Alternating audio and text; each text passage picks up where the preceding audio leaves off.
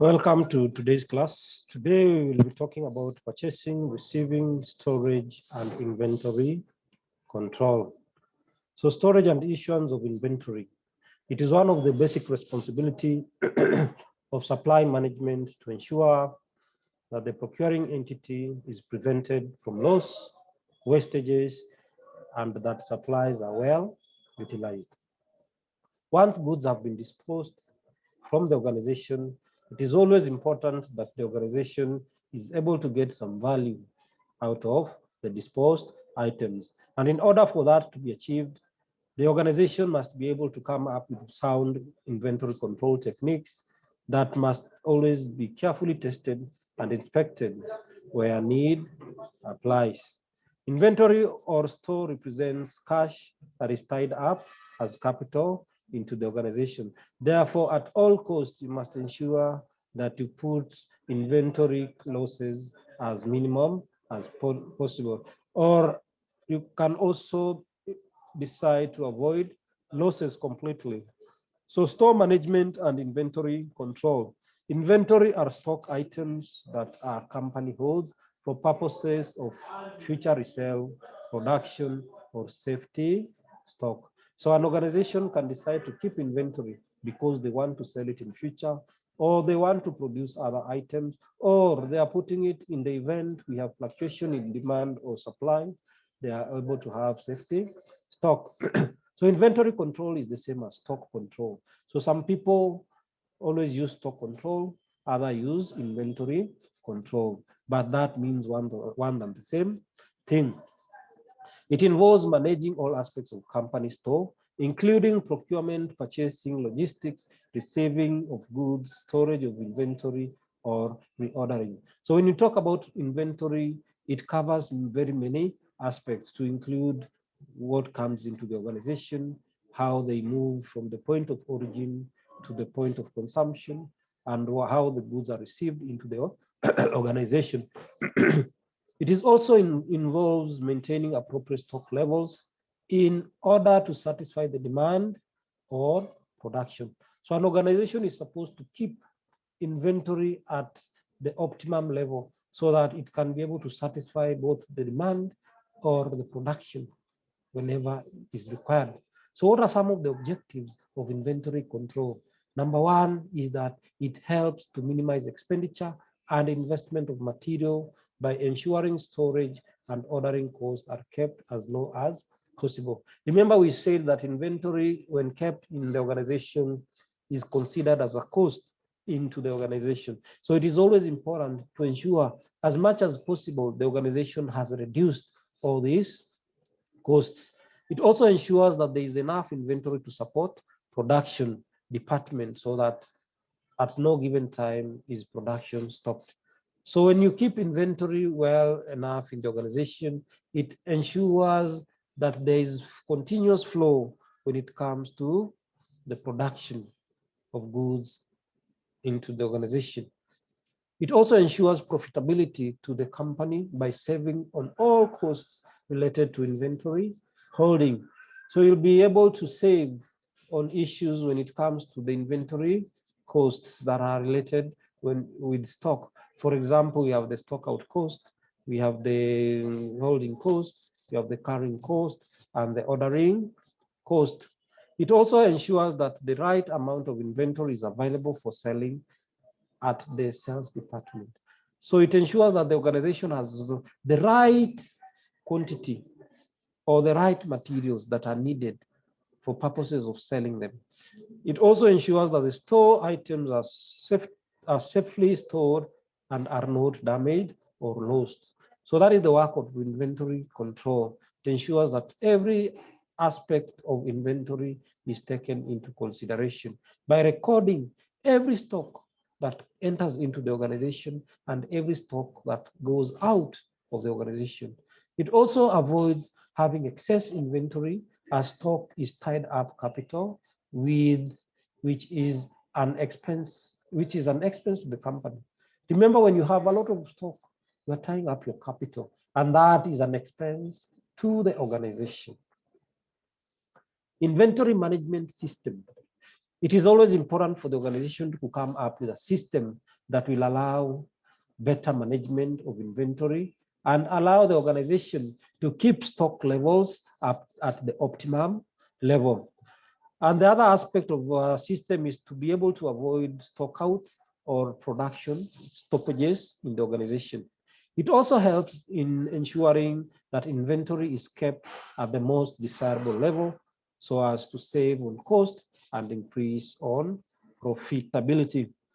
And that is why we are saying that you must be able to come up with a system that will ensure that you save on the cost and be able to increase your profit at the end of the day. Inventory management is determined by 5 variables. Number 1 variable is the maximum inventory. And maximum inventory is the highest level of stock. If exceeded, will lead to overstocking. So that is the highest level that the organization is not supposed to surpass. And when the organization surpasses that maximum level, then it might lead to overstocking in the organization. Then the other one is the reorder quantity. And this sets out a particular item which, when reached, more stock needs to be ordered. So this point triggers the organization to replenish new stock to come into the organization. Then we have the lead time. This is the time that takes between ordering and delivery of stock into the organization. So when you place an order in the organization and when that order is delivered to the organization is what we are referring to as the lead time. And that lead time must be very, very short to ensure that you satisfy your customers when it comes to inventory availability in the organization. Then we have minimum inventory. This is the amount of stock below which stores should not be allowed to fall. And if they fall, it will reach a point where it might lead to stockouts, and that is not good for the organization. Therefore, inventory should be replenished before it reaches this level. So that the least amount of level that is supposed to be in an organization is what we are referring to as the minimum inventory of stock. Then we have the buffer stock or safety stock. This is the extra cost or extra stock that is kept at the store in case of the company runs out of stock because of the fluctuation in demand and supply. Sometimes you realize that the organization might receive an order that requires the items like immediately, and maybe they didn't have the item on the shelf. So they'll be required to go to the store to take the buffer stock or the safety stock. And the essence of the buffer stock is to act as a cushion in the event we have fluctuation in demand and supply. Then we have due-ins. These are orders that have been placed but have not been delivered. So sometimes you might place an order to a supplier and the supplier has not delivered the order to you. Then that is referred to as that due-in. Then you have the dues out. These are orders that have been requisitioned but have not been issued because there is no stock or for any other reason. Sometimes you might have requisitioned some orders and those orders have not been issued to you. Those are referred to as due outs. Some of the techniques that are very critical when it comes to inventory control is number 1 is the ABC analysis. And this is a stock method that is based on the value and the quantity of stock.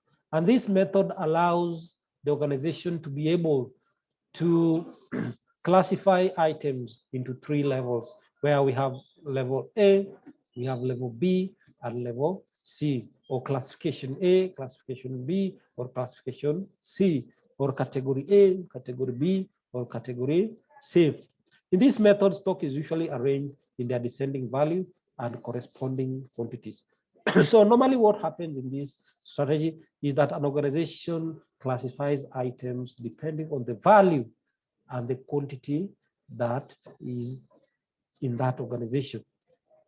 The value of each item or inventory must be clearly indicated. So every person must be able to know the value of some of those items. The inventory is then divided into 3 categories, which is category A, category B, and category C based on their value. So category A is usually represented by high value items. Category B usually represented by medium value items, and category C usually represents low value items.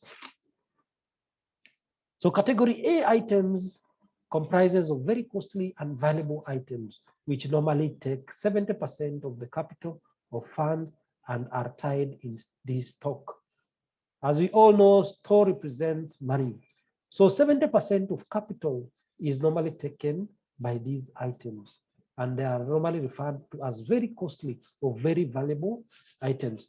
This category usually consists of 10% of the total volume of store. Because this category represents high value items, they are monitored on a day-to-day basis, or rather daily. So they account for 10% of space in the store, but in terms of value, account for more than 70% of the total value. Then we have category B. These are items that are composed of medium value items. Usually 20% of the capital is tied up and also represents 20% of the volume in terms of stock that is kept in the organization. They should be monitored on a weekly basis or after 2 weeks. It depends with the policy of the organization. Then we have category C items. These are items that represent low value items, and they represent 10% of the funds tied up in the organization. Their total volume of stock is more than 70%. And these are the majority of items that are always in the store, because they take a huge amount of space in terms of volume, but in terms of value, they take very little percentage. They should be monitored on a monthly basis or bi-monthly basis, either after 2 months or after 1 month. The other important technique is the economic order quantity. And this refers to the quantity of stock that can be ordered, which allows to minimize the stock ordering and the holding cost. So when you're talking about the economic order quantity, there are 2 costs that must be taken into consideration. Number 1 is the ordering cost, and number 2 is the holding cost. In other words, it is the quantity of cost which will be ordered that will allow the organization to be able to keep inventory costs very low. It's normally referred to as the optimum amount of inventory that an organization can keep. Inventory cost can be classified into 2 according to the economic order quantity, but we have other types of costs that are associated with inventory. The first cost that is very critical is the inventory ordering cost, and it is also referred to as the procurement cost or the acquisition cost. This is the amount of money or cost that an organization incurs when they are ordering stock into the organization and from the vendor until they are received in the warehouse. So sometimes you require to call suppliers, you might require to organize for purchasing costs and all other costs. Therefore, those costs are referred to as inventory ordering cost. Then we have inventory carrying cost or holding cost. This is the cost incurred to maintain stock in the organization's warehouse. It may include the cost of renting the warehouse, the warehousing staff cost, and the insurance cost. So if you keep a stock in your organization, you are tying up your capital. And as you are tying up your capital, it means that stock is incurring various issues. For example, renting. You must pay for that space in the warehouse. You must pay for the staff that are involved in the warehouse. You must also pay for the insurance. And these are referred to as the holding or carrying cost. Then we also have the other technique, which is the first in, first out, normally referred to as FIFO.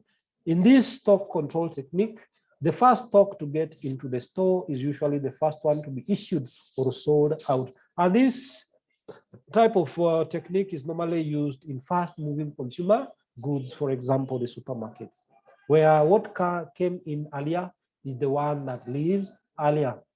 It is a very effective method for perishable goods and goods that go bad faster. For example, when you're selling vegetables, you must sell what came in early and leave that what came in late, continue staying in the store. The last stock to get in the store should be the last to be sold or issued. So what came in late must be issued at a later date, and you are supposed to issue what came early. For this method to be effective, you'll need to properly organize your store so that the goods that get in the last are arranged at the back, and the ones that were received before stay in the front. It is also an effective method for non-perishable goods. You also need to use them when you're dealing with non-perishable goods. Then we have the just-in-time. This is a concept that was developed by one Japanese engineer who was working for Toyota. And that engineer was called Taiichi Ohno. And one of the essence of this just-in-time was to be able to reduce the waste that was incurred in the organization. Then Taiichi Ohno therefore developed the just-in-time model. This is an inventory control technique that lessens the stock at hand. It is very effective, though it is considered very risky, as you purchase the inventory that is needed for production or sales.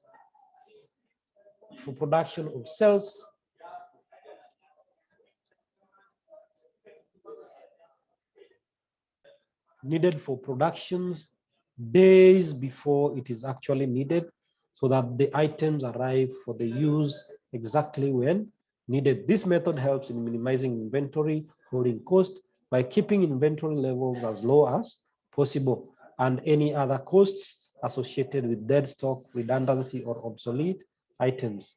However, you need to properly understand consumer behavior before adopting this method so as to minimize the risks. So you must be able to understand the pattern of consumers, how they relate when it comes to buying the goods or services in the organization. The storage process of inventory documents used in store. So you need to understand some of the documents that are used in store. And one of the documents is the material requisition note, which is a document that is used by the user department to obtain materials from the store whenever they need them. So the user departments must fill the requisition note, and this note must be authorized by the head of the user department.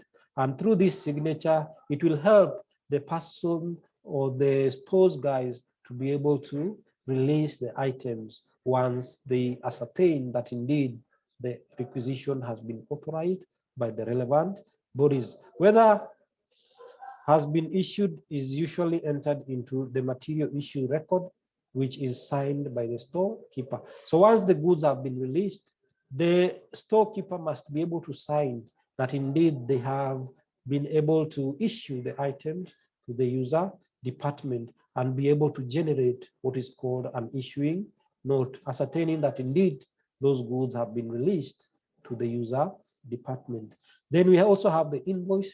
This is a document that is given to the buyer by the seller, properly indicating what goods, services, or works were supplied to him and how much they cost, so that they can be able to facilitate for payment. So invoices basically allow the organization to be able to know how much they owe the supplier so that they can commence the payment process. An invoice has to be made available for the seller to make payment. Then you have the purchasing order. This is an official document offered by the buyer to the seller, indicating what the products to be supplied by the seller. They normally indicate the quantities, the agreed price, and any other terms and conditions agreed upon.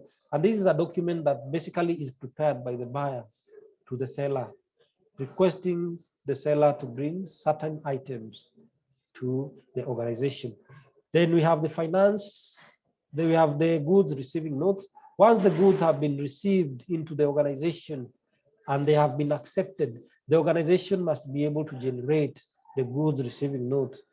This is because it ascertains that indeed the goods were received and the goods were in good condition. Usually contains particulars of the supplier, the purchase order number, the requisition number, and etc. The finance department initiates payment process for the items received based on these. Then we have the goods return note. In the event you have received goods that are not meeting the quality standards set by the organization, they can be returned to the supplier by generating a goods return note. Then we have the stock ledger. This is a document which the procuring entity enters or the inventory transaction and usually part of the corporate records. And the physical stock count should match with what is in the ledger at any given time. Basically, it records all those transactions that have been received in the organization every day. Then you have the bin card. This is a document that is usually opened for every individual item in the store. It indicates how much the goods have been received, issued, and what quantity is available in the stock. So it helps you to be able to monitor the stock that is in the organization. Receipt of inventory.